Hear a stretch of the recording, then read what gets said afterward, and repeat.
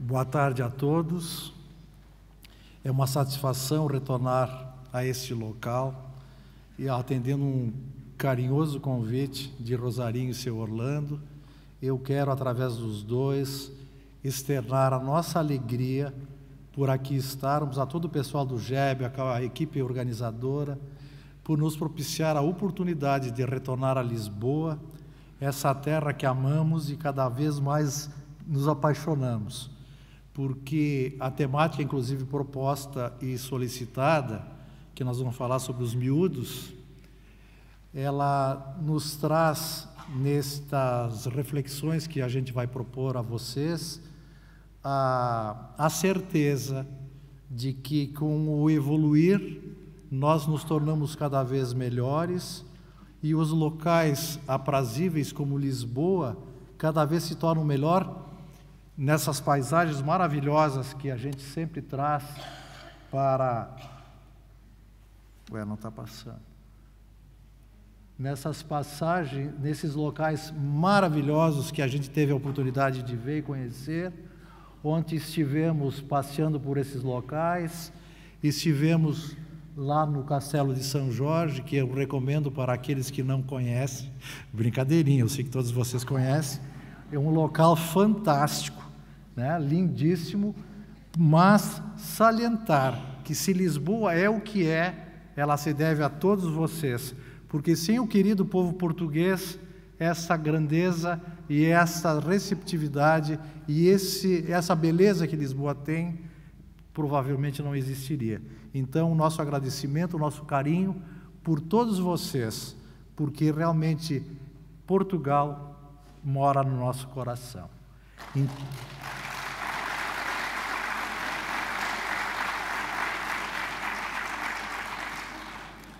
E o que nós falaremos um pouco hoje é sobre a lei, falar sobre os miúdos, sobre as crianças da nova era, é para que nós entendamos que tudo na natureza progride. A própria doutrina nos mostra isso, que o evoluir, ele se torna, ele se torna através das leis naturais, que é a lei do progresso, ela se torna de uma maneira mais concreta, cada vez mais positiva, como eu citei o exemplo do povo português, que à medida que nós, humanos, nos qualificamos, melhor se torna o local que convivemos. E a máxima disso tudo é, na realidade, uma média do povo que realiza as suas obras e, através das suas realizações, melhora o meio ambiente. E assim sucessivamente ocorre com todo o nosso orbe, ocorre com todo o planeta. Existe uma progressão simultânea dos mundos em que vivemos, mas isso se deve graças à evolução dos seus habitantes. Por isso que tudo melhora, quando nós melhoramos.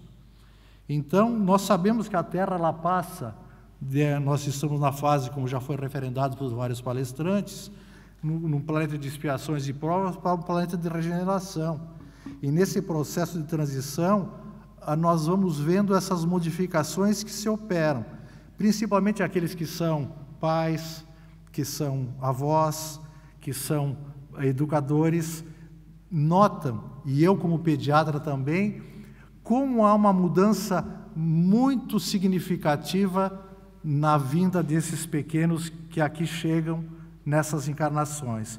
E nós vemos que milhares de crianças nascem a cada minuto, e essas crianças realmente estão vinculadas, mas nós notamos que a natureza dessas crianças estão muito mais modificadas.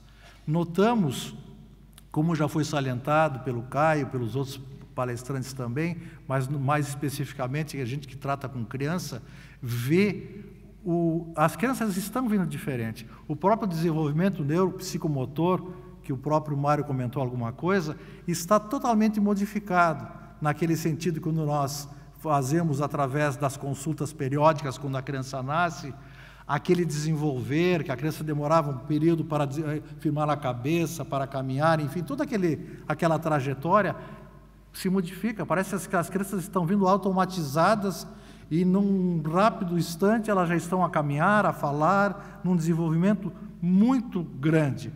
E nós notamos também grandes modificações, inclusive, que se operam. Isso está geral, no Brasil, aqui em Portugal, em todos os países não está diferente. A gente vê uma grande mudança, inclusive na esfera educacional, porque cada vez mais os genitores, os pais, parece que têm menos tempo para as crianças, parece que 24 horas do dia para nós já é pouco, e nós não temos mais tempo suficiente para eles. Então, muitas vezes nós delegamos, então nós terceirizamos a educação das crianças. Então, nós encaminhamos nossas crianças para creches, algum familiar, quando está disponível para nos auxiliar, seja avó, seja tia, enfim, algum familiar querido, um amigo, enfim. E nessa terceirização, nós perdemos uma oportunidade ímpar. E que nós estamos vendo realmente que existe um hiato muito grande, eu digo de uma maneira generalizada, embora, claro, tenha uma grande minoria que se dedica com maior esmero, com maior atenção. Mas nós vemos, infelizmente, isso, porque há pais que realmente têm um cuidado, são extremamente amorosos e presentes na educação desses miúdos, mas a maioria, em virtude de compromissos, voltam, como está nessa foto, muitas vezes às costas à educação. Então, delegando e terceirizando, causando muitas vezes grandes problemas entre si e entre seus filhos. E a consequência desse distanciamento tem sido, consequentemente, um comprometimento muitas vezes muito grande da união familiar. Nós vemos nessas sequências quantas separações e quantos sofrimentos muitas vezes causados entre os familiares e o sofrimento que essas crianças que estão a chegar estão a sentir. E isso é muito importante. E a consequência desse distanciamento, nesse período rápido, logo nós vemos que são as grandes querelas, aqueles que têm, aqueles que tiveram, aqueles que vão ter, que é um momento tão difícil que é a adolescência, e a puberdade e a adolescência, em que nós, como espírita, também sabemos que é quando esse espírito que reencarnou, que vem num corpo de criança e começa a maturar, começa a crescer para se tornar um adulto, ele começa a mostrar a que veio. E se não existe todo o embasamento educacional e amoroso na fase primordial, desde o seu nascimento, desde a concepção, mas desde nessa interação, no crescimento, causará um grave problema. Porque nós vemos que, efetivamente, uma nova geração de crianças estão nascendo. Elas estão vindo com uma capacidade que nos surpreende a cada dia. Se nós vamos para a internet, nós notamos que as crianças precocemente estão sendo alfabetizadas, e muitas por si. Não há necessidade nem de ensinarmos. Nós vemos essas precocidades em todas as áreas, seja na música, seja na capacidade intelectiva, que as crianças estão vindo com uma capacidade muito diferenciada. Mas elas vêm nos lares que têm todas as condições de as educá-las. O que nós vemos realmente é uma certa omissão, e por isso redundará consequentemente a vários problemas. Nós temos também, e tivemos até pouco tempo, já falamos oportunamente numa outra ocasião aqui, com rotulações que normalmente se procura fazer, e já foram rotulados as crianças quando nascem, em crianças luz, criança cristal, criança índigo. Não há necessidade de rotulá-las, por mais diferenciadas que elas sejam, são crianças. Nós temos também, de uma maneira generalizada, e eu até estou vendo aqui, nós temos assim as caracterizações das gerações. Nós tivemos, após a Segunda Guerra Mundial, uma caracterização quando houve uma proficuidade de nascimento que se chama os baby boom, né? Que houve um grande boom de nascimentos na pós-guerra, que a maioria de nós, eu acho que está aqui dentro, faz parte, que foi denominada geração X. Nós vamos falar alguma coisa sobre isso mais detalhadamente um pouquinho amanhã na dependência tecnológica. Mas a geração X, somos a maioria de nós que está aqui, são aquelas que trabalharam e desenvolveram toda essa tecnologia que está aí. Então, nós somos a geração X. Depois, então, somos os pais X, os filhos, os Y, que já nasceram na geração tendo toda a internet, essas facilidades. E agora nós estamos tendo um grande avanço com a geração Y, que vem, que parece que tem um segundo, um terceiro membro em que está acoplado um smart, um telemóvel, né, da última geração, e elas são realmente dotadas de uma capacidade fantástica, né, de uso dessas tecnologias. E, consequentemente, há choques entre essas gerações, do X, do Y e do Z.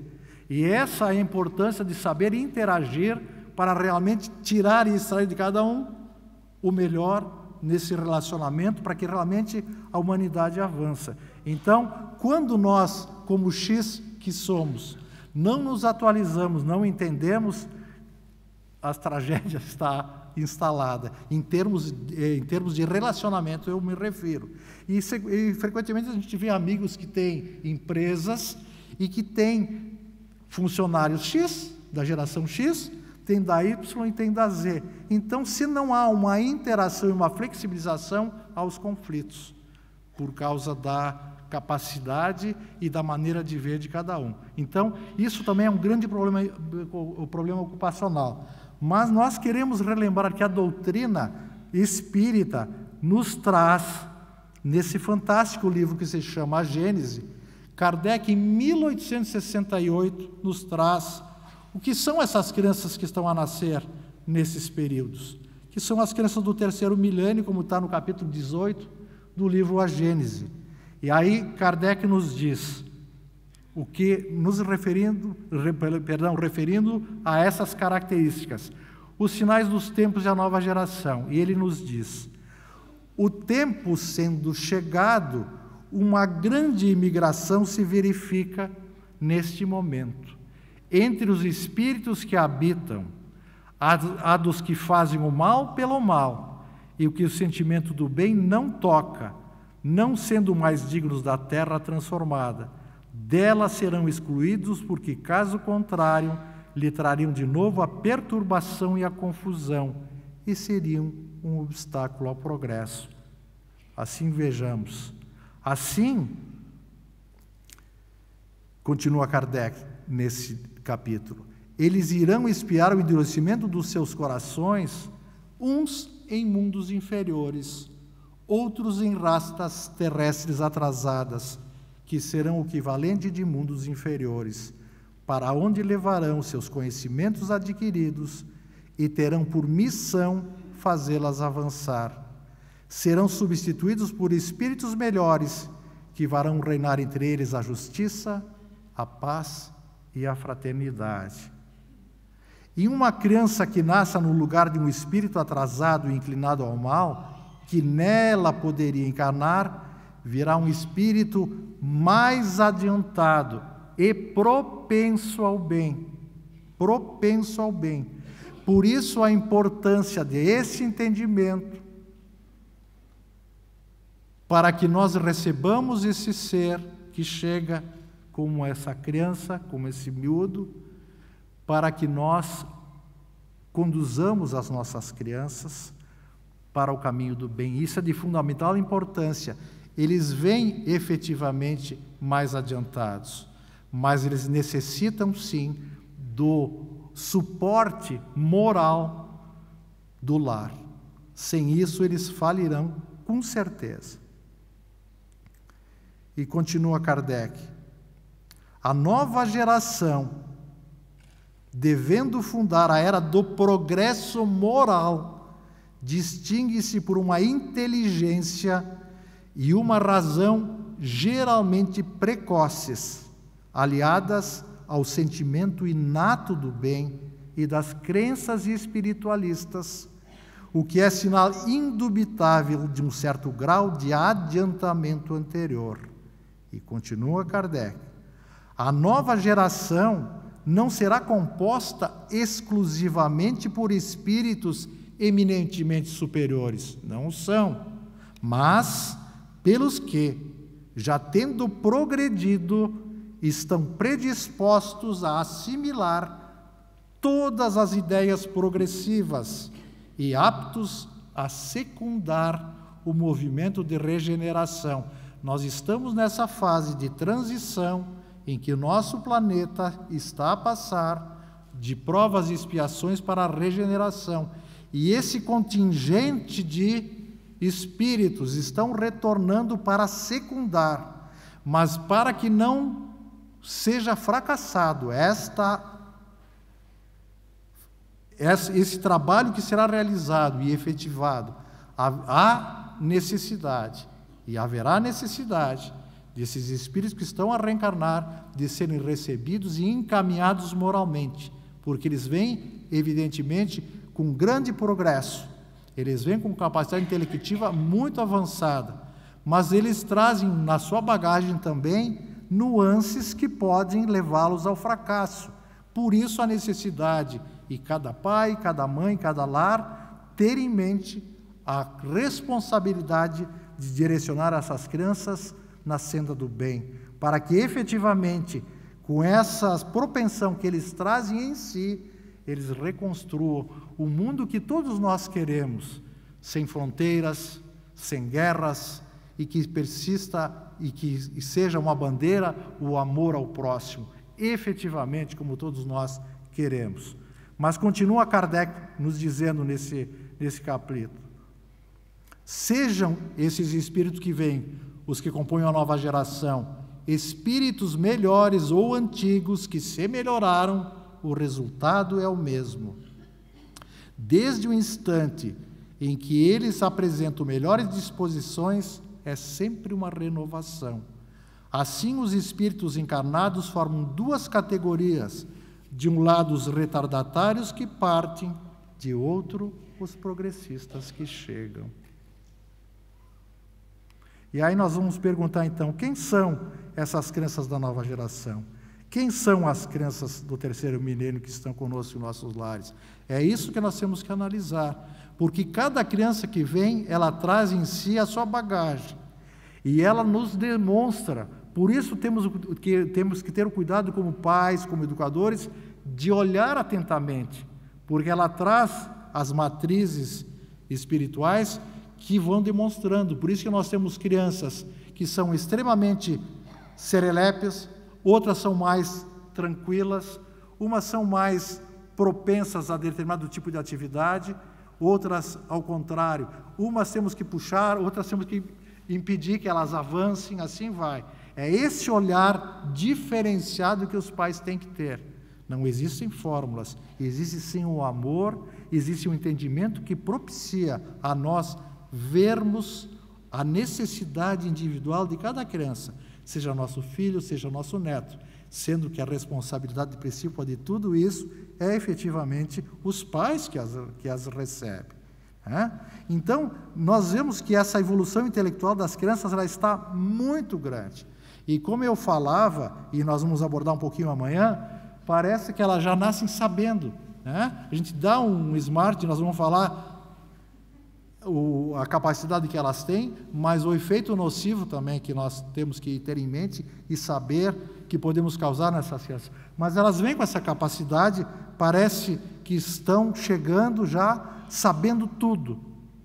E eles pegam uma hora naturalidade. Muitas vezes nós da geração X, temos muitas vezes alguma pequena dificuldade ou algumas dificuldades para manusear, e eles pegam e fazem com a maior facilidade. E se a gente libera, eles tomam conta da casa. Tomam conta de tudo. Todos os aparelhos eletrônicos, eles dominam tudo. Mas temos que saber até onde ele pode, nesse momento, também o que nós podemos e o que devemos permitir ou não. Esta vai ser a palestra de amanhã. Mas nós temos que ter cuidado, efetivamente, e entender isso. Então, por quê? Porque a maioria dos pais é de uma geração X, que não entende completamente o poder avassalador da internet no mundo material, emocional e também psicológico dos seus filhos, que abordaremos um pouco amanhã. Porque, efetivamente, é uma ferramenta espetacular. Só que tem momentos. A gente não vai dar para uma criança nossa de 4, 5 anos um carro para dirigir. Nós vamos dar uma bebida alcoólica para tomar. Tudo tem o seu tempo, tem que ter maturação. E nós vamos falar alguma coisa sobre isso. Como nós notamos isso, né? Porque é tudo exemplo que nós damos. Mãe, qual é a senha para conversar com você? Porque o problema também está esse, né? As crianças muitas vezes estão cada vez mais presas à tecnologia porque não tem atenção dos pais. Não se brinca mais, não se joga mais, não se dispõe de um tempo. Quem já curtiu esse tipo de coisa sabe o quão bom é o desenvolvimento do afeto. Então, a paternidade, ela tem que ser responsável, porque Deus colocou o filho sob a tutela dos pais, a fim de que estes o dirijam pela senda do bem, já nos diz Allan Kardec. E nós sabemos a relação e a responsabilidade são dos pais, a educação é dos pais. Então, nós temos que lembrar que a família é o núcleo onde as pessoas se reúnem para crescerem juntas. E de que maneira? Apoiando-se mutuamente. É dessa maneira, não tem outra. Porque a família é o esteio da sociedade. Se a sociedade está mal, porque a família está a atravessar um momento de crise e de dificuldades. É aí que vai. Então, as relações de família, elas são importantíssimas. Então, por isso nós nos referimos aos pais. É preciso atentar para as próprias tendências, pelas reações, pelos padrões e formas de interação, bem como os aspectos distintos em cada um dos seus filhos, porque todos eles têm diferenças. Nós vemos atualmente, e isso é muito frequente, nós que falamos com pais, com educadores, o grande problema que existe é pela essa falta de tempo, que eu me referi no início, de que nós não temos tempo para nossos filhos, a gente quer terceirizar mesmo, para a creche, para a escola, que a escola eduque. Então, na realidade, o que acontece? Parece que a criança vira uma batata quente, porque ninguém quer, batata quente que ninguém segura, um quer empurrar para o outro. Então, não é assim, tem que haver uma interação entre a família e a escola, porque há necessidade, sim, da educação, e o embasamento educacional é feito no lar. Os professores, as escolas darão uma continuidade, mas a obrigação principal disso tudo sempre é o lar. Porque a educação não pode ser delegada somente à escola, porque o aluno, ele é transitório. Não é assim? Todos nós somos alunos e passamos. Filho, gente, é para sempre. Então, a responsabilidade é dos pais. É isso que nós temos que entender. Porque a educação, ela depende basicamente de dois fatores. Nós recebemos, são os valores tangíveis e os valores intangíveis. O que são valores tangíveis? São a competência profissional do bem viver, que nós adquirimos. Nós que vamos às escolas, nos capacitamos para aprender, para nos fundamentar com esse aprendizado, a exercer uma determinada profissão. É dessa maneira que os valores tangíveis nos auxiliam, através da posse de cargos, efetivamente, status, e assim vai. Mas os valores intangíveis é que qualificam o bem viver. São aqueles sentimentos, são aqueles valores, melhor dizendo, que são agregados aonde? No lar. A fraternidade, o amor, o companheirismo, a honestidade, a ética e a moral. Esses valores são intangíveis. E quem os coloca, ou quem o auxilia o desenvolver, é o lar. São os pais que devem fazê-lo. Então, a escola, ela necessita mais, e para isso ela é formatada, para que aprendamos os valores tangíveis, para termos uma profissão, para direcionarmos a vivermos no mundo como vivemos encarnados. Mas a família é o local que deve receber os valores intangíveis. Isso se baseia nos valores, esses valores na educação sustentável. Há necessidade dos dois. mas é fundamental que tenhamos em nós, através da educação de nossos pais, o embasamento nestes sentimentos. Então, no Evangelho segundo o Espiritismo, Kardec nos traz: desde o berço, a criança manifesta os instintos bons ou maus que traz de sua existência anterior.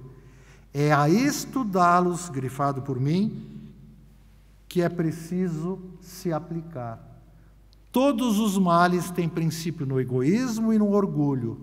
Espreitai, pois, os menores sinais que revelem os germes destes vícios e empenhai-vos em combatê-los sem esperar que lancem raízes profundas. É nesse sentido, aquilo que eu falei anteriormente, era um olhar para perceber o que efetivamente temos que fazer, podar ou propiciar. É nesse sentido, é fundamental. Nós falamos também em ocasiões oportunas, também aqui, eu acho que falei lá no Batuíra, sobre essa problemática que nós enfrentamos, e isso é muito frequente e nos causa uma grande preocupação como pediatra. Por que eu trouxe só para referendar os transtornos de déficit de atenção e hiperatividade, que todo mundo conhece por hiperatividade. É aquelas crianças que não param, né? Estão hiperativas, estão sempre em função. Então, tem vários fatores que levam a um diagnóstico precoce.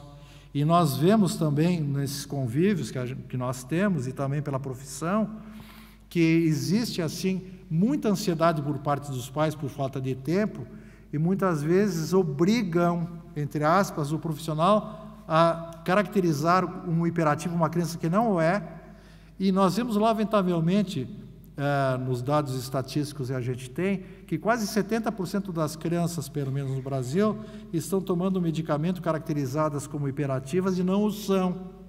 Porque, claro, tomam o metilfenidato, que é a Ritalina, é um medicamento muito utilizado, e ele deixa a criança tranquila, quietinha, né? Criança é criança. Nós vemos que criança precisa de espaço, criança precisa ter a capacidade de exercer atividades físicas. Ficam só sentadas em casa vendo televisão, sentadinha agora com um smart, com joguinhos. É claro que tem que ter um dinamismo, né? A criança tem isso, ou ela fica obesa, né? E aí cada vez fica pior, mas há uma necessidade. Então, muitas vezes as crianças são ativas por quê? Porque não brincam, não jogam, não tem espaço. Isso é um grave problema. Então, a gente vê, lamentavelmente, que muitas crianças estão sendo tratadas de algo que não tem, para, no fundo, acalmar os seus pais. Isso é muito preocupante, com transtornos. Kardec nos traz no Livro dos Espíritos, na questão 208, a seguinte questão, a espiritualidade, ele pergunta: o espírito dos pais não exerce influência sobre o filho após o nascimento? E a resposta da espiritualidade superior: exerce e muito, pois, como já dissemos, os espíritos devem concorrer para o progresso recíproco. Pois bem, o espírito dos pais tem a missão de desenvolver o dos filhos pela educação. Isto é, para ele, uma tarefa que, se nela falhar, será culpado. Então, tudo e todos nos mostram que a responsabilidade efetiva para educar, para orientar, para conduzir, para reconduzir, é dos pais. E é de fundamental importância a evangelização no período da infância, independente de credos, porque a evangelizar é educar nossos filhos para o bem, para o amor, para o respeito. É esse sentido que nós temos que entender. Então, a criança tem que ser evangelizada, sim. É de fundamental importância, porque ninguém poderá substituir os pais na esfera educativa do coração. E os pais têm que direcionar. Normalmente se vê isso até no próprio movimento espírita. Ah, meu filho não quer ir na evangelização, ele não gosta, enfim. Nós canalizamos muitas vezes até com dificuldades, para dar o melhor para nossos filhos, os melhores colégios, os melhores cursos para que aprendam a falar idiomas, direcionamos talvez até para algum esporte caro, enfim, se faz. Mas para evangelizar, onde serão colocados os preceitos mais importantes na vida dele, independente de credo religioso, de segmentos religiosos, a evangelização que nós que somos cristãos, é fundamental que se leve esse filho, essa filha, que efetivamente ele participe desde pequeno, porque com certeza depois de uma idade maior, eles não o farão com muito sofrimento e com muita dificuldade. E o que nós estamos vendo, infelizmente, em nosso planeta, num segmento que nos entristece muito, são crianças, eu digo, meninas de 14 a 29 anos, em que já no Brasil é a segunda causa de morte o suicídio. Na Europa é o primeiro. Já perdemos pelos acidentes automobilísticos. No Brasil continua os acidentes automobilísticos e também tem muita morte para as pessoas a população menos favorecida. Mas nós vemos que na faixa de 14 a 19 anos das meninas é a primeira causa de morte no país. E aqui a gente vê em Portugal, na Espanha, em todos os países europeus, é alarmante a incidência do suicídio, porque falta sentido na vida, faltam valores, existe um vazio existencial. É esse que nós temos que ter em mente, de propiciar aos nossos jovens, nossos amores, o melhor, porque quem tem valores, consequentemente, terá mais dificuldades, muitas vezes, para tirar de uma maneira tão efêmera, tão simples as suas vidas. É esse chamamento também que nós temos que fazer. Emmanuel também, no Consolador, nos diz: passada a fase infantil, os processos da educação moral que formam o caráter tornam-se mais difíceis. Por isso que é importante. Atingida a maioridade, se a educação não houver feita no lar, só o processo violento das provas rudes pode renovar o pensamento e a concepção das criaturas. Eu não vou entrar nem na conversa das drogas, a drogadição, que é outro caos que está sendo gerado e inutilizando muitos dos nossos jovens. Então, temos que pensar nisso. Temos que agir, pensar e agir. Não adianta só nós pensarmos, tendo a capacidade de entender. E aí nós vamos vendo que essas crianças que nascem, já só pela expressão dá para começar a entender o que temos que fazer, além de afagá-los, né? Esses fofuchos que eu digo, que são umas graças, mas a gente já vai vendo pelo olhar, a gente vai caracterizando cada criança, a personalidade que aí está.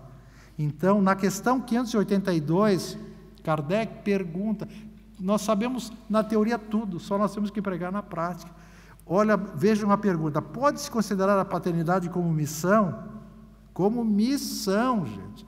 E nós suplicamos para ter esse lar e esses filhos que vêm até nós. E a resposta da espiritualidade: sem dúvida é uma missão. Deus colocou o filho sob a tutela dos pais. Ele não terceirizou, é dos pais, a fim de que estes o dirijam pelo caminho do bem. E lhes facilitou a tarefa, dando à criança uma organização frágil e delicada, que a torna acessível a todas as impressões.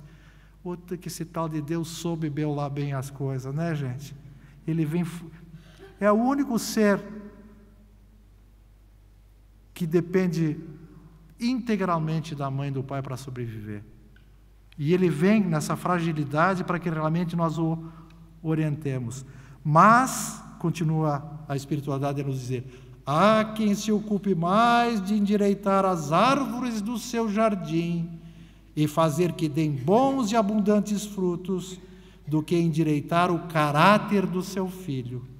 Se este vier a sucumbir por culpa dos pais, sofrerão os genitores as consequências dessa queda, recaindo sobre eles os sofrimentos do filho na vida futura, por não terem feito tudo quanto deles dependia, para que o filho avançasse na estrada do bem.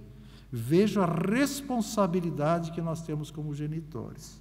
É claro que quando nós damos tudo de nós, tudo mesmo, não é que a gente acha que deu tudo, a gente efetivamente o fez, e eles falirem, a responsabilidade é deles. Nós podemos ter alguma pequena parcela, mas, consequentemente, a responsabilidade será dele. Mas veja quão importante é, para que entendamos o que nós devemos fazer com relação a esses fofuchos. E continua Kardec nesse mesmo capítulo 18, no item 33, diz assim: a regeneração da humanidade não exige absolutamente a renovação integral dos espíritos, temos que renovar todos. Basta uma modificação em suas disposições morais. Vejam, essa modificação se opera em todos quantos lhe estão predispostos, desde que sejam subtraídos à influência perniciosa do mundo. Assim, nem sempre os que voltam são outros espíritos, são com frequência os mesmos, mas pensando e sentindo de outra maneira. Não necessariamente virão anjos, entre aspas, espíritos superiores, mas aqueles que se modificaram que retornam. Então, crianças de um mundo regenerado são espíritos sem preconceitos, humildes, criativos, inteligentes e amorosos. Eles estão a chegar, só nós temos que saber como os acolher e, repito, direcionar. Santo Agostinho nos diz: pais, colocai todo o vosso amor em aproximar essa alma de Deus. É a missão que vos está confiada e da qual recebereis a recompensa se a cumprirdes fielmente. Vossos cuidados, a educação que lhes derdes, ajudarão o seu aperfeiçoamento e seu bem-estar futuro. Pensai que a cada pai e a cada mãe Deus perguntará: que fizestes do filho confiado à vossa guarda.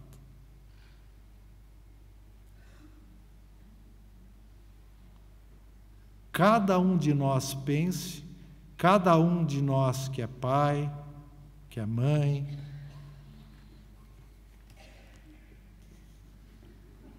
faça as suas reflexões, temos bastante tempo, faça as suas reflexões sobre o que faz, o que deixou de fazer e o que pode ainda fazer. Porque todos nós, pelas nossas qualificações e também pelas nossas agruras, muitas vezes pelas nossas deficiências, que alegamos sempre justificáveis, é lógico, nós sempre temos tempo de refletir e melhorar.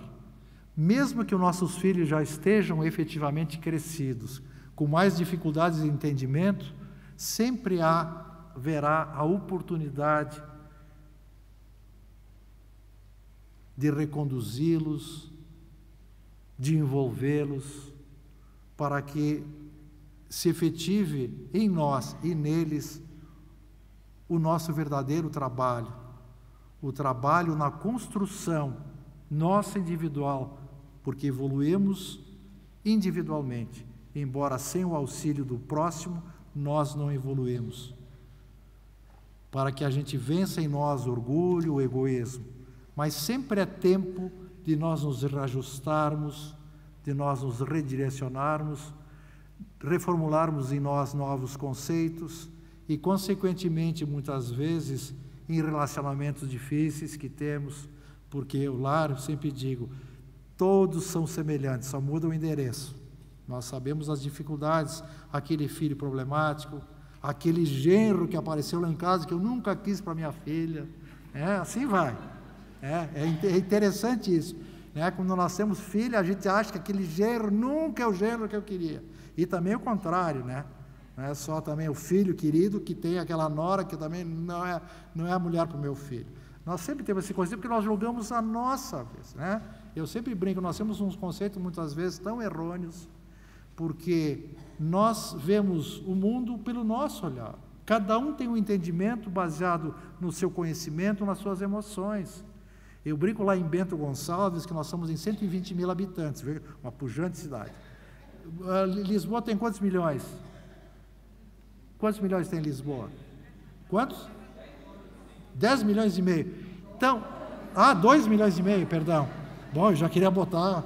Bom, 2 milhões e meio de lisboetas tem 2 milhões e meio de Lisboas, cada um vê a sua maneira.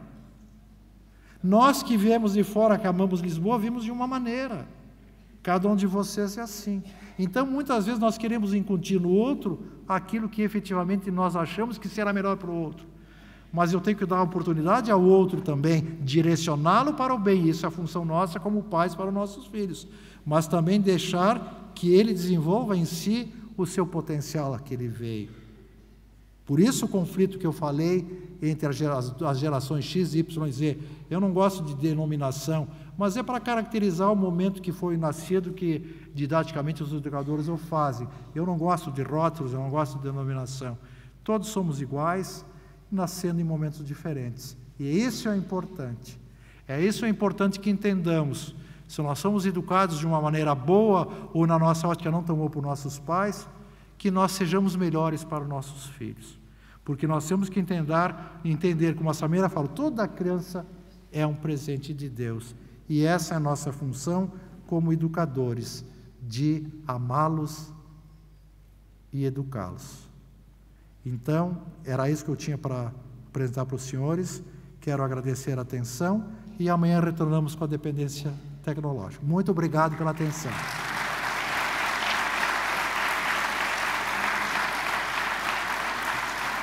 Obrigada, doutor Vitório.